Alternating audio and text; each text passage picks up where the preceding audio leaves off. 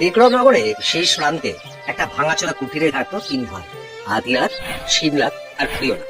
বড় 2 ভাই ছিল যেমন ধড়িবাজ তেমনই হিংসুটে, কিন্তু ছোট ভাই প্রিয়নাথ ছিল পরিশ্রমী, সৎ, উদার। ছোট ভাইকে খাটিয়ে বড় দুজনে পায়ের ওপর পা তুলে বসে দিন কাটাতো। আরে তাড়াতাড়ি হাত চালা, এখনো তো অর্ধেক জমি তৈরি হলো না। আহা, আরে মাটি তৈরি না হলে বীজ বুনবি কি করে? জমিটা ছেড়ে ওবেলা জঙ্গলে যাবি কাঠ কাটতে, কোনো ফাঁকিবাজি চলবে না, বলে দিলাম। না না দাদা, ফাঁকি দেবো কেন? চিন্তা করো না, সব কাজ আমি করে দেবো।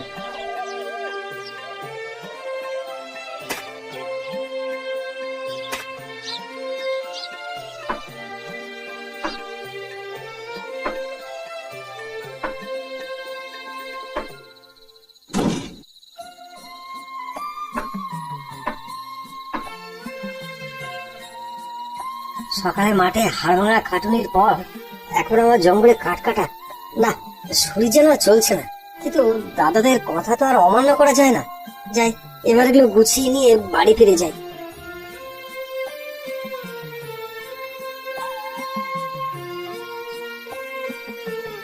ও ভগবান, কি হয়েছে সাধু বাবা? তোমার কি শরীর খারাপ? খুব জ্বর বাবা, বড় ঠান্ডা লাগছে।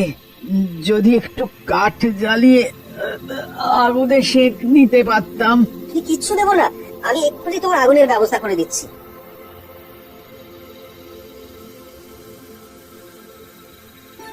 কি করছিস বাবা, কি করছিস? এ তো তোর কষ্ট করে জোগাড় করা কাঠ। ওসব তুমি দেবো না তো।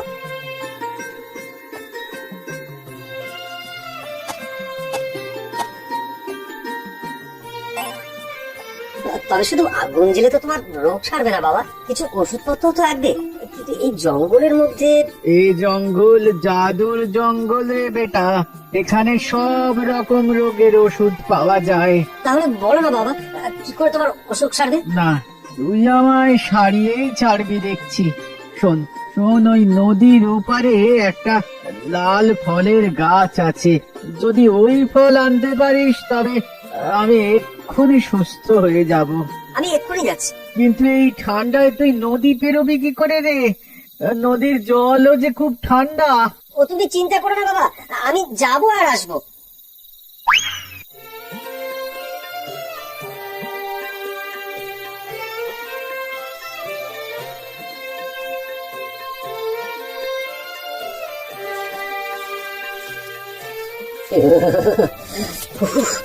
বাবা, সাধু বাবা যেমন বলেছিল, নিশ্চয়ই এটাই সেই গাছ।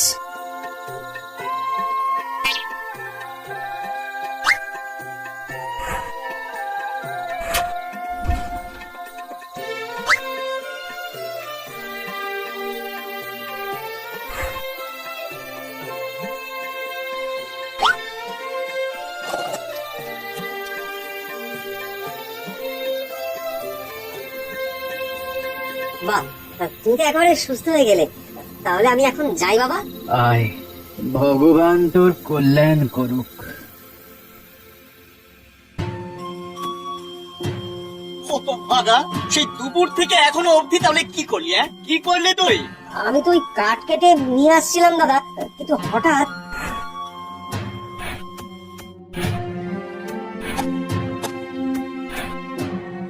আরে একটা কাঠও তো আনিসনি, তাহলে এখন রান্না করবি না কি করে? কিচ্ছু চিন্তা করো না দাদা, সে একটা ব্যবস্থা আমি ঠিক করে নেব।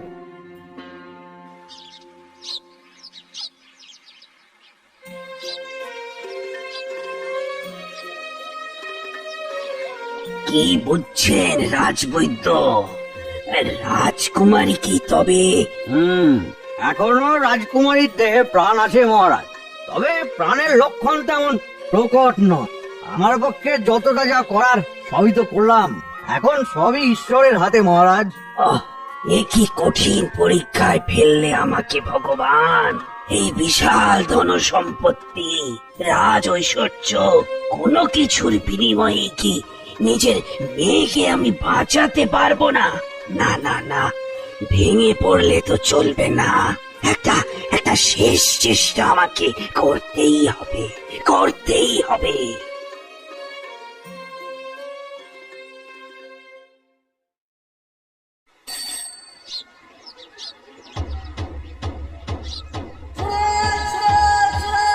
মহারাজ এক বিশেষ ঘোষণা করেছে। আমাদের রাজকন্যা চন্দ্রমুখী এক ভীষণ রোগের শয্যাশায়ী। কোনো হাকিম মন্ত্রী তাকে সারিয়ে তুলতে পারেনি। এখন কেউ যদি তাকে সুস্থ করে তুলতে পারে তবে মহারাজ তাকে অর্ধেক রাজত্ব আর রাজকন্যা দুই দেবে। শুনুন শুনুন শুনুন। আমি যা শুনলাম তুইও কি তাই শুনলি? শুনলাম আর বুঝলামও। কি বুঝলি? যত তাড়াতাড়ি সম্ভব জঙ্গলে ওই সাধু বাবার কাছে পৌঁছাতে হবে, তাহলেই কেল্লা ফতে।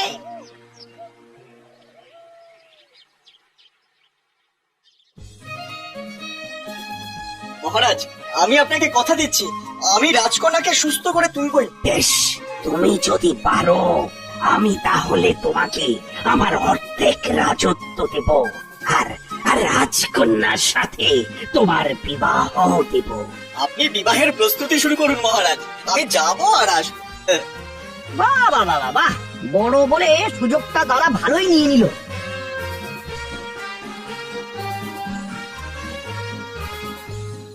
ওই তো, ওই যে সাধু বাবা ধ্যানে বসে আছেন, যাই একবারে ঝাঁপিয়ে পড়ি ওনার পায়ে। বাবা গো, বাবা, ও বাবা। আরে আরে আরে, কি করিস? ওঠ ওঠ ওঠ বাবা ওঠ। তুই কে বাবা? আগে বাবা, আমি সেই কাজ কুড়ানো ছেলেটির দাদা, যে গতকাল আপনার কাছে এসেছিল। ও সেই ছেলেটা, সে বড় ভালো ছেলে। তা তা তুই কি চাস? আমাদের দেশে রাজকন্যার বড় অসুখ বাবা, হাকিম বদ্যি কবিরাজ কেউই তাকে সারিয়ে তুলতে পারছে না। বুঝেছি, তুই তাকে সারিয়ে তুলতে চাস, তাই তো? যদি আপনি একটু সাহায্য করেন বাবা। বেশ, শোন, এই জঙ্গলের শেষে যে পাহাড় আছে তার মাথায় একটা লেবুর গাছ আছে। ওই লেবুর রস রাজকন্যার মুখে দিলেই রাজকন্যা আবার সুস্থ হয়ে উঠবে।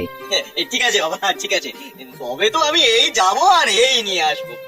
তবে একটা ব্যাপার খেয়াল রাখিস, ওই গাছের কাছে গিয়ে মনে মনে যা চাইবি গাছের ফলে সেটাই পাবি কিন্তু। আর মাত্র একবারই গাছ তোর কথা শুনবে, বুঝেছিস? আচ্ছা বাবা, মনে রাখবো।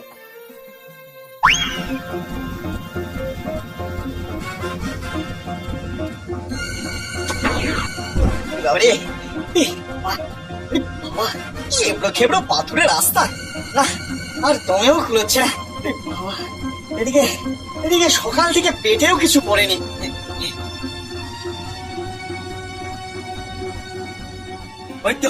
ওই তো লেবু গাছ। তবে লেবু না হয়ে ওটা যদি আপেল গাছ হতো তবে আপেল খেয়ে পেট ভরাতাম।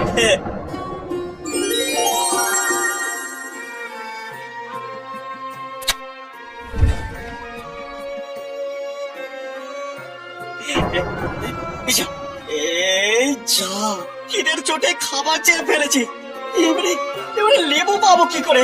হায় হায় হায় হায় হায়।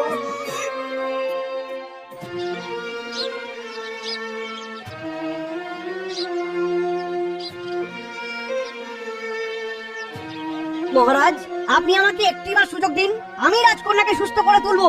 বেশ, তুমি তাহলে চেষ্টা করে দেখো।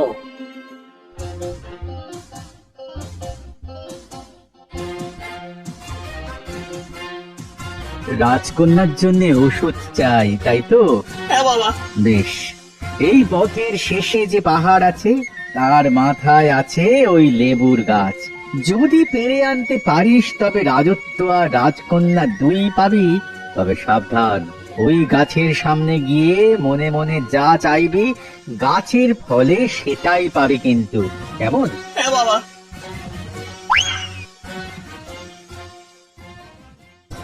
দাদাটা একদম বোকা, তাই লেবু নিয়ে ফিরতে পারেনি। আমি লেবু নিয়ে ফিরবই, কিন্তু কিন্তু পথ আর শেষই হয় না। ওহ, এত ধকল। আরে ওই তো পাহাড়ের মাথায় গাছ দেখতে পেয়েছি। ব্যাস ব্যাস ব্যাস, এবার আর কি?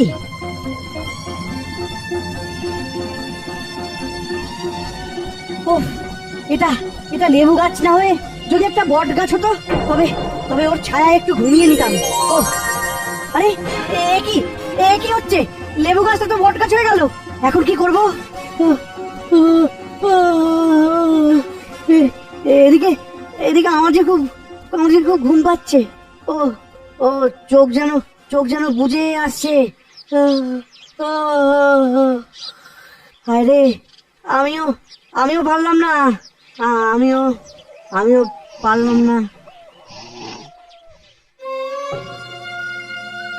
তুমি পারবে যুবক, তুমি পারবে।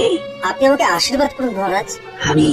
আমি আশীর্বাদ করছি যুবক, তুমি সফল হও। আপনার আশীর্বাদ চাই বাবা। আমার আশীর্বাদ সব সময় তোর সঙ্গেই আছে বেটা। যা যা, ভগবান তোর মঙ্গল করবেন।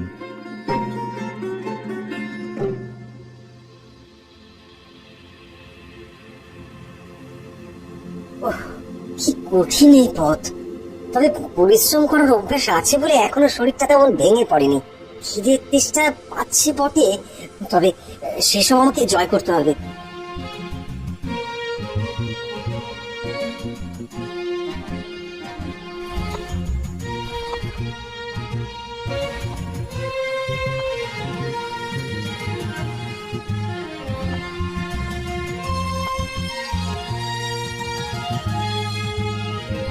ওই তো সামনেই সেই গাছ। বড় কিছু পেতে গেলে ছোট কষ্টগুলোর কথা ভাবলে চলবে না। যেভাবেই হোক এই লেবু রাজকুমারের জন্য আমাকে নিয়ে গিয়ে তার প্রাণ বাঁচাতেই হবে।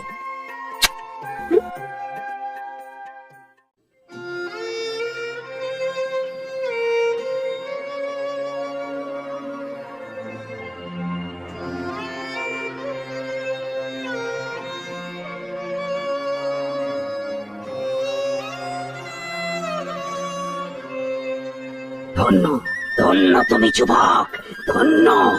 ওরে ওরে, কে কোথায় আছিস? শাঁখ বাজা, হলুদে গোটা রাজ্য আলোর মালায় সাজিয়ে তোল।